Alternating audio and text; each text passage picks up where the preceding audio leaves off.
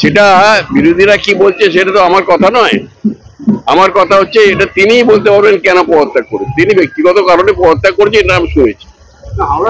হাওড়া পুরসভার প্রশাসক মণ্ডলীর চেয়ারম্যান সুজয় চক্রবর্তী তার পদ থেকে পদত্যাগের ইচ্ছা প্রকাশ করেন।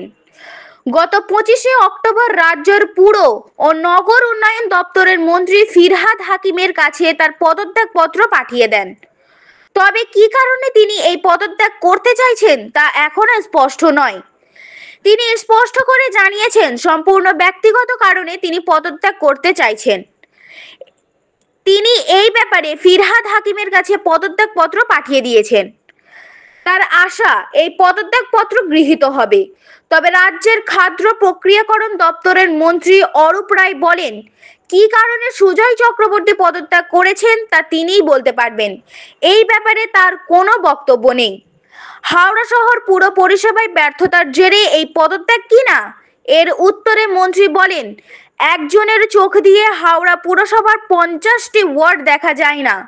অর্থাৎ দীর্ঘ 6 বছরের বেশি সময় ভোট না হওয়ার জন্য পরিষেবায় খামতি থেকে যাচ্ছে বলে তিনি ইঙ্গিত করেন। তবে বিরোধীরা এই নিয়ে সরব হয়েছে। রাজ্যের বিজেপির সম্পাদক উমেশ রায় বলেন, গত 7 বছর ধরে ভোট নেই, তাই পুরো পরিষেবা লাটে উঠেছে। তাই প্রশাসক মণ্ডলীর চেয়ারম্যান বাধ্য হয়েছেন পদত্যাগ করতে।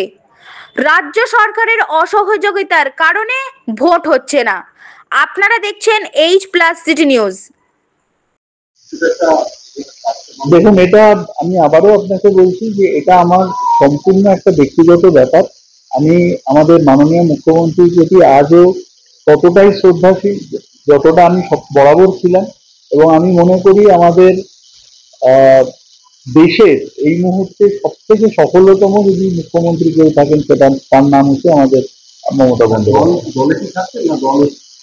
না না, দল ছাড়াছাড়ি এইসবের তো কোনো প্রশ্নই আসছে না। এটা আমি একটা দল আমাকে যে নির্দেশ দেবে আমি নিশ্চয়ই সেটা সর্বতভাবে চেষ্টা করবো পালন করার, কিন্তু এই মুহূর্তে দাঁড়িয়ে আমার পক্ষে এই দায়িত্বটা আমি আমার ব্যক্তিগত রিজনের জন্য ছাড়তে পারছি।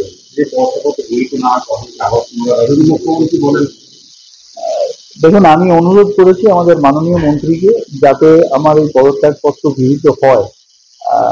তো আমি আশা করব এই রেজিগনেশন লেটার অ্যাকসেপ্টেড হবে। ওটা উনি বলতে পারবেন।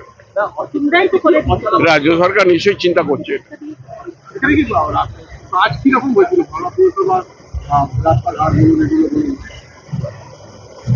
এটা রাজ্য সরকার বলতে পারবে।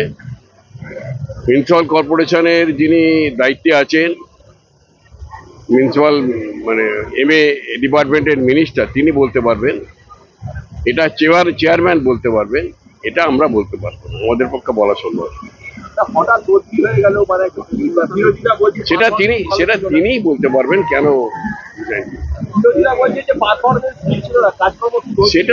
সেটা তো তাদের ব্যাপার।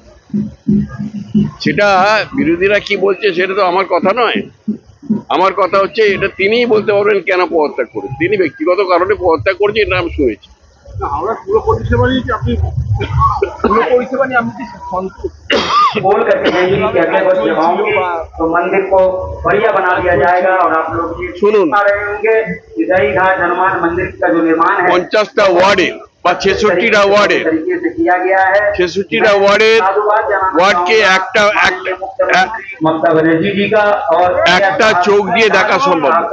लोगों के सहयोग से आज दही घाट में जो पुराना একটা চোখ দিয়ে দেখা সম্ভব না।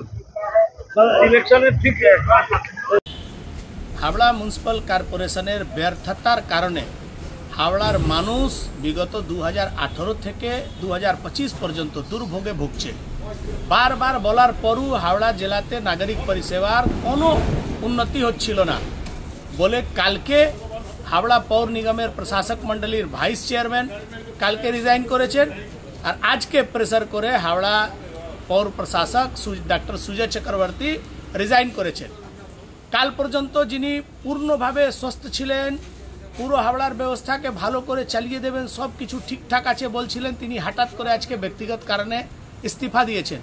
আমরা বুঝতে পারছি যে এটা তৃণমূল কংগ্রেসের বোর্ডের তৃণমূল কংগ্রেসের প্রশাসনের ব্যর্থতার একটা উদাহরণ। যারা ব্যর্থ, যারা কিছুতেই কিছু করতে পারলো না, হাওড়া শহরকে পুরো ভারতবর্ষে সব থেকে নোংরা শহরের মধ্যে 1 নম্বর যারা পরিণত করলো, তাদের শাস্তি হওয়ার প্রয়োজন ছিল, কিন্তু শাস্তি হওয়ার প্রয়োজন আছে এই সরকারের।